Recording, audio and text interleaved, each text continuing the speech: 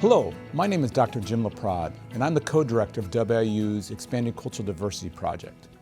And we're at Western Illinois University today, and I have the pleasure of opening up a discussion with our keynote speaker and workshop facilitator, Bill De La Cruz, who is opening up our 2019 Dealing with Differences Institute. So Bill, welcome, and I'm wondering if you could share a little bit with our audience how you've gotten and come to this work. Great. Well, thanks, Jim. I appreciate the invitation, and it's been great being here working with the community. So how did I get into this work? It's a long story. I'll kind of synopsize it for you because we'd be here all day. I grew up in a place where my home was pretty dysfunctional, a lot of abuse going on, and I grew up thinking that there was something wrong with me, that I had problems, and that I did a lot of judgments and stereotypes and had a lot of conflicts, and also learned through that process how to be a victim of my own life. So a big chunk of my life I grew up blaming other people for what was happening to me because I didn't have the skill base, I didn't have the language or the knowledge to even understand what was going on inside of me. All I knew was that I was hurting and I didn't know how to get it out. So the way that I got it out was by hurting other people. And so it created this whole pattern through much of my young life into my 30s that was very dysfunctional, that created hurt in other people and destroyed a lot of relationships. And when I was about 18 years old, I was in a situation where I knew that if I didn't start making changes, the trajectory of my life would not have led me here. And so as I started to realize that it was my own behavior that was affecting me, I started to be more critically self-reflective and studying and reading and looking at my own behaviors, and over the course of time, realize that the biases and the judgments and the stereotypes that I carry are just part of being a human being.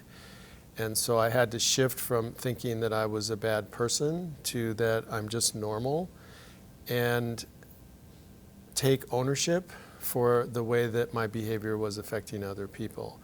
And it's grown year after year after year into not only deeper reflection, also creating a process of deconstructing biases, because what it came to was the root of a lot of the things that I was doing were based on real life experiences that I then extrapolated to a whole group of people. So for an example, growing up in a home where I was beat up by my dad starting when I was 9 years old, created a bias when I was about 13 that all men are mean. So I basically took the behavior of one person and extrapolated that to a whole group. So as a young man in school, at home, when I interacted with men, I would feel like they were trying to destroy me, just like the relationship I had with my dad. And so that was a big piece of my work, was trying to deconstruct that and realize that he was one person, didn't represent the whole group. And then in the late 90s, early 2000, I started to do work with other people and created a process of foundational conversations on bias, which is what we're sharing here these couple days with your community. And as I did that more and more, I realized that there's people all over the country who are struggling with this conversation. And so that's why when you asked me, would I come out and share this with your community, it was absolutely, because it's a human condition. It's not something that only certain people go through. Every living, breathing human being on the planet has biases. And we don't talk about them because we feel like somebody who's biased is an abhorrent person versus someone who looks like you and I. Mm-hmm. And so it's been a journey. I've been doing this work in education for probably 15 years and have actually stepped out of that now and am doing it just with people in any realm, because it's relevant, whether it's an educational system, a business, a community group, a church group. So it's been really fascinating to hear the conversation, because I shared with you earlier that most of us have shared biases, and yet we don't want to talk about them because we don't want to be judged or shamed or blamed. So that's you've shared some of your journey on an individual, personal basis, right? But you've taken that up to the institutional level. For the last 7 years, you've been the Director of Equity and Diversity for the Denver Public School System. That's a large school system. Would you mind sharing with our audience some of the maybe challenges and successes you've had or experienced? Yeah, sure. It is large. We have 92,000 kids in our district and about 15,000 employees. About 6,000 of those are teachers. And we're what's called a majority minority district. So 75% of our students do not identify as white, and yet that same percentage of our teachers are white. And so I think some of the challenges are getting folks to realize that the way that they see black and brown males, especially from a perspective of behavior, is rooted in our stereotypes and the socialization that we get about each other. So that's one piece around how do we shift people's mindsets to realize that the lens that we see through is not always based on getting to know that person individually. And I think from an institutional perspective, a bigger challenge has been that a lot of our high-level leaders, superintendent, and that level of leadership team don't always authentically own the work. So they can intellectually talk about, here's what a bias is, and yet not connect that to their own privilege or their own ability to see how barriers are being created for people who don't have that same level of privilege. And I think it's replicated and made even more challenging because most of our institutions, whether they're K-12 or higher ed, are governed from a hierarchy model. So it means that everything goes this way, and if you have enough privilege, you're able to get to that top leader. And so that's been a big challenge, is systematizing it. And I don't know how it is here. In our district, there was a reluctance to make this work required. So then it becomes reactionary. Oh, we have a racial issue. Let's do our equity work now. And so we get called in to help fix the problem, and yet we don't get invited in to stay to create a systemic structure that will help people to work through the next issue, because the current construct of our country is that there's a lack of accountability, people say whatever they want about each other, and it's fully permeated our schools, our communities. And I think the challenge is when our leaders don't emulate the behaviors and model what it is that they're asking their followers to do. And people don't follow how and what, they follow why. And you're the problem is not the why that we should be doing this work from. It's more that you're the solution. Right. Well, it's interesting because when working with school districts, I always talk about and share with the leadership that if you're not going to be an anti-biased, anti-racist school district, and from the get-go say that's who we are, and then let it all begin from there, and own that, and say that, because that's an important piece, is taking that step into that space, right? Mm-hmm. Well, it's even interesting the language that you use. Mm-hmm. So anti-bias. So here's the realm I operate from. Let's open that up. Is that we're all biased. Every human being, everyone who's watching this, everyone that's walking around the planet has biases. So how can I be anti something that is a part of who I am? Mm-hmm. So I am not anti-bias. I am pro-bias because I want us to be able to learn how to talk to each other about why I don't like you, and connect that to the association of a group that I may have had a negative experience with versus not liking you because I know you or don't know you. So does that make sense? It's the difference between authentically engaging with each other and engaging with each other based on how I categorize you. So I don't think that approach of being anti is counterintuitive to doing my own personal work. And so that's one piece. And so my approach is more about, let's acknowledge that we all have biases. And then let's talk about what are the processes and protocols and conversations that we can use to deconstruct them. Because it's impossible to be unbiased. As long as I'm alive, I will always be a biased human being. And so the question that we kind of play with in the foundational bias conversation is, do my biases inhibit or enhance my ability to be in authentic relationship? And authentic relationship is defined as getting to know you for who you are versus the story that I'm making up about you based on how I've categorized you. So now this is not easy work. And even your foundational bias training, in any type of equity work, right? Any type of social justice work. What do you find rewarding within that work or that keeps you going in a sense? I think that it fills people with hope, number one, because there's a lot of things to be hopeless about in our country, in our communities. And when people make a connection, just like what we experienced earlier with the conversation that we had with the folks who were part of our foundational bias conversation this morning, the connections that they made to their own experiences and some of the challenges that they're having right now today in their lives is what keeps me going. And the fact that when people get it, then they want to share it. And so the passion that I have for this work is one thing, and then the impact that it has is another thing that keeps me going. And the reason why I stay so focused in the educational sphere is that if we can shift how we do education at both K-12 and higher ed into being more relational and having the ability to have more of these conversations, it will fundamentally change the way that we see each other and engage us in different ways in a more authentic way with each other than we're currently seeing right now.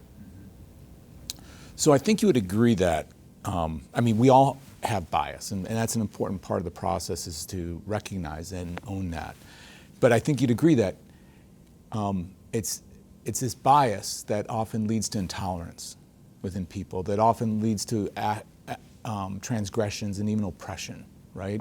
And so what would you say to, I'll say, people who've experienced acts of racism, sexism, homophobia, transphobia, who've been targeted and have been harmed? How do you open up conversations with them and bring them to not demonize those who's a transgressor? In a sense. So there's a story behind all of those hurts. Right. And I guess I'll speak from my own experience because being a person who looks like me, I've had my own occurrences of hurtful experiences from all kinds of people. And I served on a school board for 6 years in Boulder, in Colorado. And Boulder is a very affluent, mostly white community. And I expected that folks from that community would not be too happy with somebody who looks like me being in charge of their kids' academic experience. And so I was subjected to racial comments, to comments about my capacity, my ability to do the work, just based on how I look. What really surprised me, though, is that people who looked like me would come to my school board meetings 2 years after I got on it to call me a sellout and tell me I was turning white. So when I was hurt in that way, I had to get it out some way. And I could, I basically thought I have two options. I can retaliate and beat them up so that I would feel better about being beat up, or I could collaborate and figure out, how do I have a conversation with you and understand why it is that you're hurting me because you have your own story of pain. And so I think when people have been subjected to hurtful behavior, it's just important to be able to talk about it. And how did it feel for them versus what do they think is wrong with the other person? Because we're all socialized to similar messages. And the messages in America today are pretty brutal. When you think about what we hear every day in the news, on talk radio, sometimes in the coffee shop about who we are. And it can be very hurtful, not just for the person who's the target. It can also be hurtful for the people who are around that person that are also hearing it. And a lot of people get paralyzed into, what do I do? Do I intervene? Do I say something? Do I not? And so I think when we're hurt, it's just important to be able to talk about it, to be able to share those feelings and then internalize them from a perspective of what do I do to heal myself? Because the reality is that I can't change another person. I can understand their perspective and share them with my perspective and hope that in that way we can see each other's shared humanity. Because what I found is that every single person has a story of when their behavior has hurt someone else and when a behavior of another person has hurt them. So that's where, again, we're all alike. And so how do we have those conversations? And I think that is the challenging piece. That is it. Well, to bring that challenging piece up, or the next question would be, what would you say to the educational leader whose institution needs to be engaged in some difficult conversations, but for whatever reason, be it either internal or external pressures, they're reluctant to have those or to be engaged in the type of work we need to do? Well, I'll start with, I have a lot of stories, so I'll start with a story and say, I think the first conversation that educational leaders need to have is an understanding of the historical context of oppression, especially racial oppression, and understanding that the structure of education was created by white men to the benefit of white men. And so understanding historical context is important, because if you don't understand the system that you're working in, it's hard to understand how to change it. And as many women are now in education, the majority of leaders are still white men. And so understanding that there's a level of privilege that comes there. And I think the most important approach is to not beat white people up for being white, because then that doesn't enjoin them into the conversation. So it's more about a recognition that having privilege, especially as a leader, means that there's a higher standard for you, and that you have to figure out how to model and talk about your own stories from a vulnerability-based perspective. And I think the biggest piece that I would say for leaders in education is we have to move away from an assessment-driven culture that just teaches kids how to take tests and look at how do we shift to a more relational culture? How do we shift to a culture that allows for these conversations to happen? Because most leaders that I work with will say, love the work, but we don't have time for it. And I would say it's more around intention. So there's so many facets to it. We could spend all afternoon talking about what needs to be done. And I would say the first thing is that leader has to model vulnerability and say these are challenging conversations, and they have to set the stage. Leadership sets the standard. That's been my belief for years as both a leader and as somebody who follows leaders. And the leader who doesn't set a standard of vulnerability and openness, I'm really challenged to follow doing diversity, equity, inclusion work, because it tells me they're not doing their own work. Right, right. So recently you've published a book titled Finding the Origination Point. Can you tell us, your audience, like why you chose to write the book? It was exciting to have it finally printed. It was something in my head for 10 plus years. And the reason I decided to write it, well, number one is my wife told me if I was going to keep talking to her about it and not write a book, that I needed to just be quiet. So that was kind of want to hear it anymore. That was the final impetus. It's right. like, stop telling me you're going to write a book and just get it done. So that was what really pushed me the last 4 years to make it happen. Previous though, I would go to workshops and I would read books about bias and about personal change and personal growth. And the majority of them would entail a message such as, just do the work, just do the work. And I was like, okay, I would love to do the work, but can you elaborate a little bit and tell me what the steps are in doing the work? Because it's interesting to think about personal growth and not have an understanding of the steps that I need to take. How do I change my mindset? How do I change my narrative? How do I change my behaviors? And so after doing my own work for a good portion of my life and then facilitating this work with other people, I realized that there are steps that we can take to do it. It starts with a self-assessment and runs all the way through creating daily practices and increasing our self-awareness.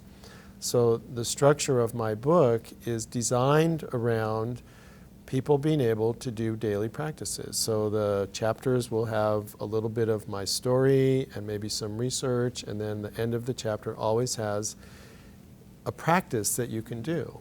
And it's designed around creating accountability, and it's sequential in that there's steps that you can take throughout the whole book, and yet you can go back and concentrate on any area that seems to be more important than another. And so finding the origination point is about understanding our biases to create a more peaceful world. So the other part of this is that I can't keep living in a world where people are treating each other in inhumane ways and say things about it and not do something about it. And so for me, this is a vehicle that enables people to go deeper in. And it's kind of weird when people say, I have your book by my bedstand and I read a chapter of it every night. And yet it's also gratifying that people do that. And it's even designed to work together. So I was in a school 2 days ago, and there were a couple of high school students, and they each wanted a copy of the book. And they were friends, and I said, well, when you two read it together and talk to each other, because it's really encourages people to have some deep dialogue as they come up with these awarenesses or epiphanies about certain things. And so that's really why I wrote it, and it was like amazing when I finally got a copy of the book. Yeah. And the hardest part was sending it out to editing, because I was kind of keeping it really close, and then all of a sudden I put it out to the world to say, tell me what you think. And I was fortunate to have a really good editor that helped me put it together. And she basically said, you're not done editing your book until you're sick of reading it. So after the 12th time that I read the whole thing from cover to cover, I said, okay, I think we're done. Well, not to open up that book in a sense, but to, I think when I was reading through it, in your 5th chapter, you make the statement, to do this work, I have to find out how to talk about my judgments and biases productively. Right? What does that mean? How do you look at and talk about your biases and judgments productively? And what do you want people to go with that? So for me, I realized that being biased and being judgmental is part of the human condition. We're always judging, we're always discerning, we're always thinking, consciously or unconsciously. When we interact with somebody else, our brain goes into places of thinking about the other person based on a variety of factors: age, the way they're dressed, their gender, the way they talk, whether they have glasses, all these kinds of things that in many cases we're unconscious of. And so when I start judging you, because judgment lives up here in my head, I'm no longer present with you. So we could be this close to each other, and as soon as I judge Jim based on whatever category I want to put you in, I'm no longer present, because judgment lives up here in my head. So I'm really interacting with you based on the story that I'm making up about you. And so a productive way to deal with judgment is to just be aware that I'm judging and letting it go to come back and be present. Or I might even talk to you afterwards, depending on the relationship I have with you, and say, Jim, I have to tell you that there was a point in our conversation where I started judging you based on this, this, and this, and then I realized that that was based on an experience that I had with somebody that you remind me of and had nothing to do with you.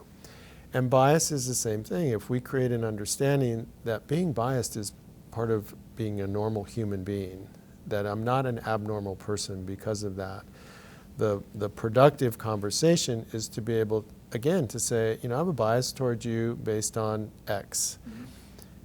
And what I realized is I had an experience with somebody who looks like you when I was 12 years old or 15 years old, and they really hurt me, and I haven't healed that yet. And so the idea of this book is to say, can you find the origination point of those biases? Because that's the point of healing and understanding. And it's something that every person has access to. And so it's really this idea of being productive in the conversation means that you go through it without beating yourself up. And understanding that as long as I've done this work, I still have judgments. In fact, I had a workshop a few years ago, and there was a woman there, and she said to me, I don't care what you tell me, I don't care what I learned today, I'm going to always hate that group of people. And I think she was testing me to see if I was going to judge her in some way. And in my head, I was, because I'm a normal human being. But what came out of my mouth was, well, that's great. So from this day forward, when you interact with people from that group and it doesn't go well, you just need to own it. And I just moved on. And so even though I have judgments, I have more skills now around how do I let them go and come back and be present, because I think that we don't spend enough time authentically getting to know each other. Right. And that's part of the cause of conflict, is that we just don't know how closely connected we truly are as people, regardless of our racial background, our age, our gender, our life experience, our religion. And so the idea of even being productive is how do we make those connections? So with that, this aspect of bias begins, or that origination point is from a relationship, a human relationship, right? Yes. But also then the process of healing must also begin with that human relationship. Sometimes it's an internal one and sometimes it's an external one, right? It starts with self, though. So with the story about my dad, I had to start with myself because he didn't really own what happened. And I know that he was also hurt because I know that my grandfather treated all my uncles in this same kind of demeaning way. And so they were practicing what they learned.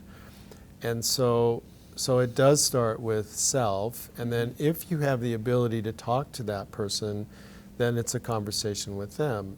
In my case, my dad and I didn't talk for a long time, and then he passed away, and so I had to move through that process pretty much on my own. And it brings up a whole other conversation about how do we let go of things that no longer serve us? Because it didn't serve me to hold that bias towards men because it was negatively impacting my relationships with everybody, from my brother to my uncles to my male teacher. And so if the dialogue's possible with the person that you had the original experience with and they're willing to have the conversation, that's great. Absent that, though, there still can be healing and a letting go process that can be done so that it doesn't continue to shackle you in terms of those interactions as we grow into adults. And is it easy? No, it's very challenging, and it takes a lot of persistence. And I know if I can do it, anyone can do it. Good. Well, one of the founders of our Expanding Cultural Diversity Project, Dr. J.Q. Adams, who would always call himself a student of Paulo Freire, and I think myself as a student of Paulo Freire, and one of the messages Paulo leaves us with is we as human beings must stay unfinished. Like, how do you intend to stay unfinished as you kind of open up a new chapter in your life, in a sense? So I've shared with you that I truly believe this work is about practice. It's not about perfection. So the way I stay unfinished is realizing that I'm always going to have something to work on. I will never be done. As long as I've done this work, I still have biases, I still have blind spots, I still judge, I still stereotype. I just have more skills now to deconstruct them quicker and realize that that's what I'm doing. So the way I stay unfinished is when I do this work, people hold me accountable. So if I make a mistake in front of 200 people, somebody will raise their hand and say, excuse me, but that sounds like a bias. And I'll have to say, all right, well, tell me what you heard. And I'll have to basically publicly process through my stuff.